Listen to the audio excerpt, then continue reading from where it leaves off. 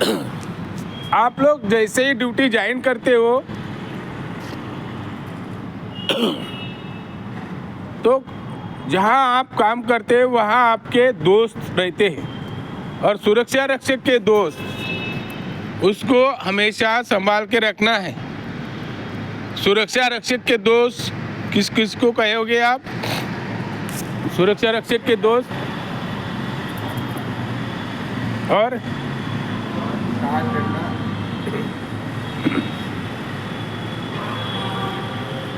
देखो पवनगांव ware house के लोग बहुत स्मार्ट है, बहुत होशियार है। मैं तो बोलता हूँ वो सिन्हा जी आए ने, वो भी बहुत एक्टिव है, परतेज जी भी एक्टिव है। देखो मैं किसी का नाम जानबूझ के नहीं ले रहा हूँ। जो आदमी दो प्रकार के लोग रहते हैं, रिएक्टिव और प्रोएक्टिव। ठीक है। रिएक्टिव और प्रोएक्टिव। प्रोएक्टिव क्या बोलता है? प्यास लगने के पहले ही कुआं खोदना। और रिएक्टिव ये करता है प्यास लगेगी तब कुआं खोदना। दो प्रकार के लोग होते हैं। इसलिए मैं इनका उदाहरण देता हूँ कि हर समय हर चीज़ को वो जवाब देने की कोशिश करते हैं। आदमी ने डरना नहीं है, कोई भी चीज़ का जवाब देना है, कोशिश करना है कि मुझे इतना आता है, वो सामने को बताना है। कोई भी ज्ञान आप आपके पास रख के बढ़ने वाला नहीं है। आप जब तक आप बांटोगे नहीं तब तक आप बढ़ोगे नहीं। कुएं में देखो पानी जब निकालो कम नहीं होगा, वो आते रहेगा। कुछ लोगों की सोच है कि नहीं यार मेरे को पता है तो मैं बताऊंगा नहीं, वो क्योंकि मेरे को ही पता होना चाहिए। ऐसे लोग रहते, मगर ऐसा नहीं है। किताब में हजारों लोग पढ़ के जाते हैं, हजारों भी वेस्ट होते हैं। यदि किसी ने दिया ही नहीं किताब किसी को पढ़ने की, मैं ही पढ़ूंगा, तो वो पढ़ेगा क्या? नहीं। आदमी यहाँ आया, हर आदमी आया हीरो बन के ही आया, और हर आदमी यहाँ हीरो ही बनेगा। इसलिए आपके पास जितना ज्ञान है, जितना ज्ञान है, आप बांटते जाओ। आपका कम नहीं होगा। ज्ञान कम होता है क्या? ज्ञान को कोई सड़ता है क्या? ज्ञान कुछ कम नहीं होने वाला है। आप बांटते रहो, आपका बढ़ते ही रहेगा। इसलिए इस हिसाब से रहना है। सुरक्षा रक्षक के आपके दोस्त सीटी, डंडा, टार्च, विसल, पेन, कागज, ये सब आपके दोस्त हैं।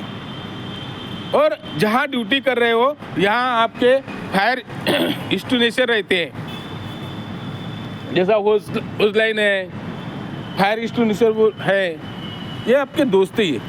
दोस्त अपन किसको बोलेंगे? इमरजेंसी समय,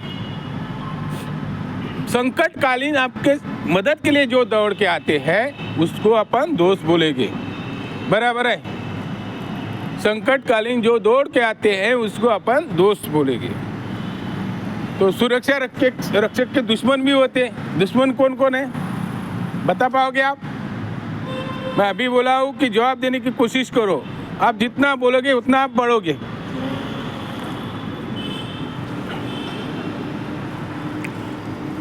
सुरक्षा रक्षक के दुश्मन आप खुद ही हो।